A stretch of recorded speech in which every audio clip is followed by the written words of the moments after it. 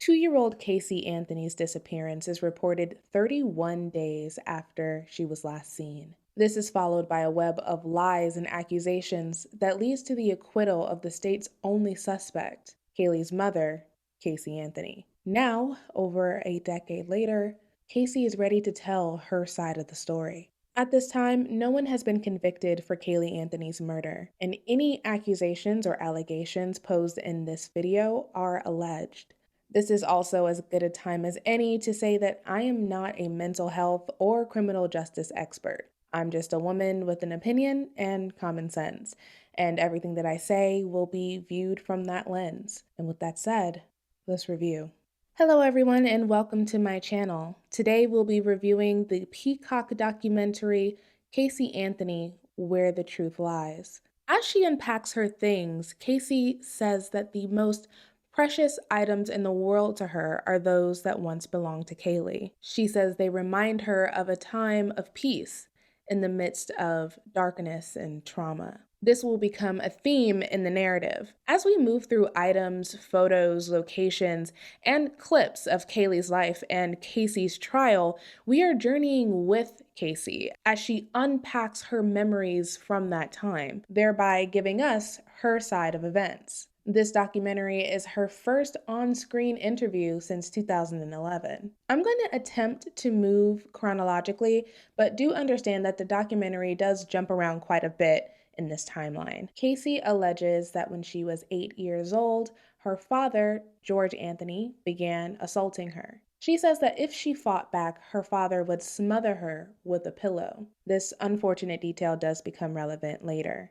According to Casey, this abuse lasted until she was 12 years old, whereby her brother, Lee Anthony, began assaulting her as well. Both men deny this accusation. Casey says she was conditioned to lie from a young age due to this abuse. Her parents, but especially her father, George, put a lot of effort into keeping up the facade of a happy, healthy nuclear family. One of the secrets that was being concealed, according to Casey, is that her mother, Cindy Anthony, was the real breadwinner of the family. George allegedly was poor with money, and she also accuses him of all-out theft and infidelity. She also claims that her mother, Cindy, was strict and regularly would dress her younger than she was as a method of dismissing Casey's burgeoning sexuality as a teen. As Casey matured, lying and manipulation became intrinsic to her personality. She says it was the only way she knew to present as normal. She blames her father for this, saying that he couldn't tell the truth.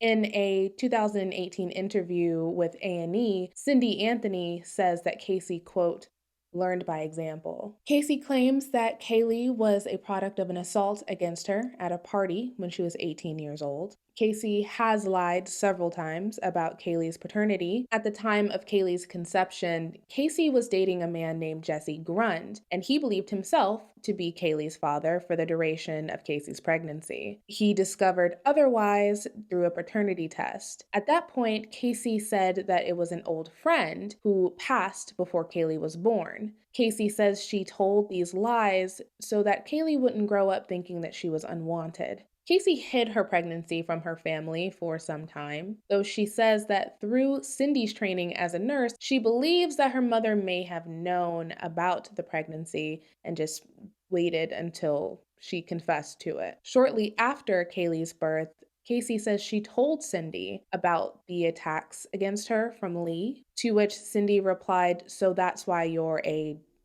blank W word." Due to this response, Casey says that she did not tell anyone about the abuse against her from her father. People close to Casey say that she was a very good mother, and they're divided on whether or not she is at all culpable for Kaylee's death. Roommates of her boyfriend at the time say that she always had what Kaylee would need whenever they came to visit the apartment and seemed like a very competent parent. Casey's former best friend agrees and goes so far as to say that she refuses to believe that Casey would do anything to harm Kaylee. However, according to text messages and messages on social media, police are under the impression that Casey resented being a parent at her age. And though Casey didn't respond to those accusations directly in the documentary, she did profess her undying love for her daughter throughout the piece. The police receive a phone call from Cindy Anthony on July 15th, 2008, saying that her grandchild had been missing for 31 days. She also says that Casey's vehicle smells as if a dead body had been in it. When Casey gets on the phone, she says that she last saw her daughter with the nanny, Zenaida Hernandez Gonzalez. She claims that Zenaida had been a nanny for her for almost 2 years. Casey takes the police to 3 different locations that Zanny the nanny was known to frequent. This turned out to be a huge waste of time because Zenaida Hernandez Gonzalez did not exist, nor did Casey Anthony have a nanny. The police also discovered that Casey was lying about her place of work. She said that she was working at Universal Studios. They had her walk them around the building, to which she waved at people and ostensibly tried to show them where her office was before acknowledging that she did not indeed work there. At this point, she is arrested for lying to the police, and later they add charges for her writing bad checks after she stole a friend's checkbook.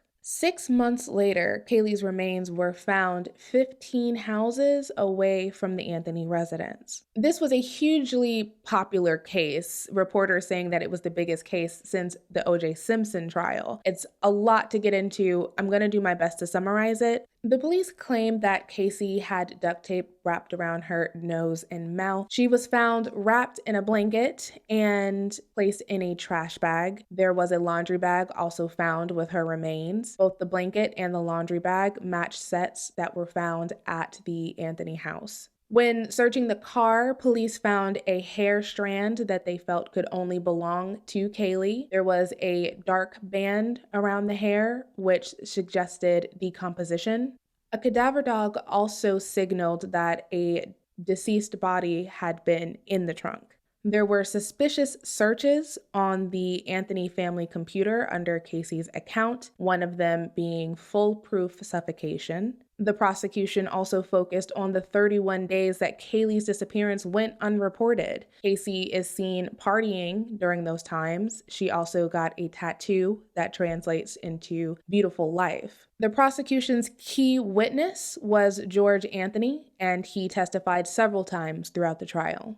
Casey's defense team poked holes in the science brought forward by the prosecution. For example, Kaylee's DNA was not found on the duct tape. The hair strand that they found in that dark spot on the hair strand could have come from things outside of decomposition. Also, the cadaver dog did not signal every time it approached the vehicle. They also attacked George's credibility as a key witness. They questioned why George was not considered a suspect. They disclosed Casey's abuse allegations against George. And they introduced a witness that claimed that she had an affair with George and that they met during one of the rallies to find Kaylee. Lastly, they threw a lot of doubt on his version of events on the day that he last saw Kaylee. Mental health clinicians did testify saying that they believed that Casey had been sexually abused. They also said that her behavior was not abnormal because she was young, and young people are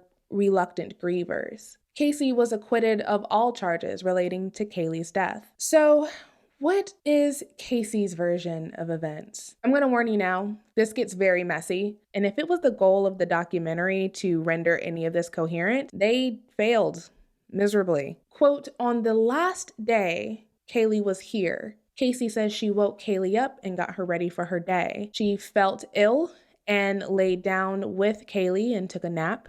She was awoken to George Anthony, who was the only other person in the house, shaking her awake and asking her where Kaylee was. There was a search around the house for Kaylee at some point.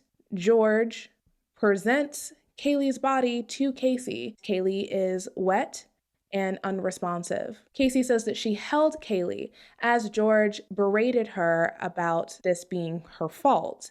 He then says, 'Don't worry, everything will be okay,' and that Kaylee will be okay. He then takes Kaylee into the house. Casey does not know what happened from there. At 4 p.m., Casey drives to her boyfriend's house. She spends 3 weeks of the 31 days with her boyfriend. She says that the reason why she was seen partying is because she was working with her boyfriend to promote parties. She says that she got the tattoo around the time to spite her parents and to silently protest what was happening to her and what her living situation truly was. She also claims that she was calling George throughout these 31 days and asking him if Kaylee was okay and when she would be able to see her. To which George says that if Casey continues to do what he says, Kaylee will be okay. Casey believed that Kaylee was alive and well and that George knew her whereabouts all the way up until Kaylee's remains were found. Casey says that it wasn't until she went to prison that she began to remember her father's abuse against her. This is something that she shared with an inmate. They go in depth about that in the documentary. I will not be doing that here. After watching Kaylee's funeral, allegedly for the first time, George makes a comment that Casey is shocked by. He says that he will miss the sweet smell of Kaylee's sweat. Through that comment, Casey believes that he is admitting to being a predator of some sort and that he must have abused Kaylee at some point. She relates this idea to her own abuse at the hands of her father, where he would smother her, and she surmises that a similar thing must have happened to Kaylee, which led to an accident that took her life. I'm going to touch on the aftermath of Casey Anthony's trial very briefly, though the documentary does focus very heavily on it. She was basically adopted by her defense team. She is estranged from her biological family. She was taken in by Pat McKenna, who was a private investigator for her defense. She ended up living with him for some time, and she has been his research assistant ever since. Casey implies that she has been victimized by the police and by the media. She uses terms like railroaded. Her Bella Vita tattoo has been covered with half a mandala and peonies to signify rebirth, and it is absolutely hideous, like objectively one of the worst tattoos I've ever seen in my life. The documentary ends rather abruptly, with the closest thing to closure being Casey Anthony driving away from the Anthony residence in tearful remembrance. I hardly know where to begin. Frankly, this is one of the worst documentaries I've seen this year, which is disappointing, but not necessarily surprising. There are gaps in this story that are large enough to drive a truck through, and I just don't believe that this is a good faith effort to illuminate the mystery of Kaylee's disappearance and eventual murder. I think the media scrutinized Casey Anthony's odd behavior, and I think they were so fixated on that they didn't vet some of the information that wasn't relevant or just inaccurate, and that led to more confusion. There was also little to no commentary on the parents' odd behavior. I mean, they bought a bass boat at one point. As to the trial, I do find it odd that George Anthony was not considered a suspect in this case. The police later admitted that the entire Anthony family lied throughout the investigation at one point or another. But moreover, I think the police's failure to conduct a thorough investigation